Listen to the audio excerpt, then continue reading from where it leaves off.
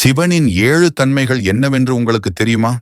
சிவனின் அடிப்படையான 7 வடிவங்கள் பற்றி கூறி, அதனை அடிப்படையாக கொண்டு தியானலிங்கம் அமைக்கப்பட்டுள்ளதையும், மனித உடலின் 7 சக்கரங்கள் அமைந்திருப்பதையும் இந்த பதிவில் விளக்குகிறோம்.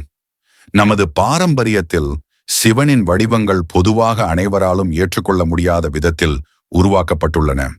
சிவன் நல்ல மனிதன் அல்ல. கருநாகம் அவன் கழுத்தினில், மண்டை ஓடுகளினாலான மாலை, இப்படி அவனை கற்பனை செய்து பார்ப்பது கூட கடினம். ஆனால் ரம்யமான ஒளி வீசும் அவன் இருப்பிலிருந்து யாரும் விலக இயலாது. தப்ப வழியன்றி அவனது ஈர்ப்பு, அதே சமயம் அருகில் நெருங்க முடியாத கோரம், இப்படி ஒன்றுக்கொன்று எதிர்மறையாக இருக்கும் தன்மைகளையும் வடிவங்களையும் கொண்டு கடவுளையோ சிவனையோ தெய்வீகத்தையோ விவரித்தது. அவற்றை நம் காரண அறிவால் அல்லாமல் அதை தாண்டிய நிலையில் உள்வாங்கிக் கொள்ள வேண்டும் என்பதை உணர்த்துவதற்கே. சிவன் எண்ணில் அடங்கா பல வடிவங்களும் பரிமாணங்களும் கொண்டவன். அடிப்படையாக இவற்றை 7 விதமான தன்மைகளாக பிரிக்கலாம்.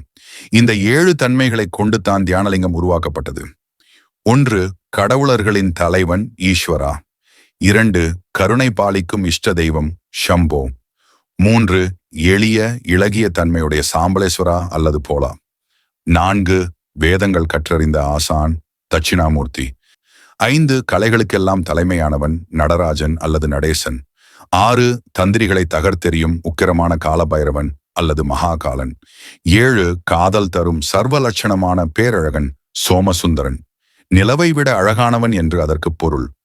சிவனின் இந்த 7 அடிப்படையான வடிவங்களிலிருந்துதான் எண்ணிலடங்கா வெளிப்பாடுகள் உருவாகின. பாரம்பரியமாக இந்த 7 தன்மைகளையே மனித உடலில் உள்ள 7 சக்கரங்களாக, 7 லோகமாக அல்லது 7 உலகமாக அழைக்கின்றனர். தியானலிங்கத்தின் 7 சக்கரங்களும் பிரபஞ்சத்தின் இந்த 7 தன்மைகளை கொண்டுள்ளன. நம்ம சேனல வரலாற்று கதைகள், ஹிஸ்டரி நாவல், புராண கதைகள், வாழ்க்கை நெறி கதைகள், ஜென் துறவி கதைகள் என அனைத்தும் காணொளி மூலம் பதிவு செய்கிறோம். அவற்றை பார்க்க நம்ம சேனல் சப்ஸ்கிரைப் பண்ணிடுங்க. அப்பதான் நாங்க பதிவு செய்கிற வீடியோக்கள் அனைத்தும் உங்க நோட்டிபிகேஷனுக்கு வரும். நன்றி, வணக்கம்.